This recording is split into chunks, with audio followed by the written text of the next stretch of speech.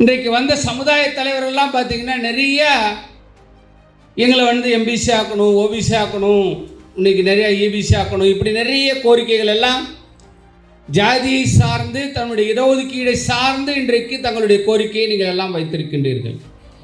உங்களுக்கு எல்லாம் ஒரே தீர்வு. இன்னைக்கு பாரத பிரதமர் ஒரு திட்டத்தை அறிவித்திருக்கின்றார்.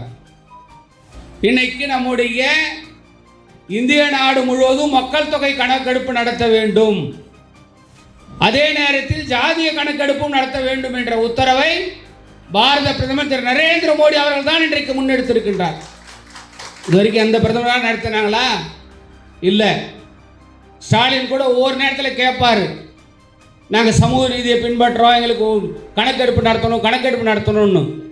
இன்னைக்கு அந்த கணக்கெடுப்பை நடத்துவதற்கு அறிவிப்பை கொடுத்த ஒரே தலைவர் பாரத பிரதமர் திரு நரேந்திர மோடி அவர்கள் தான்.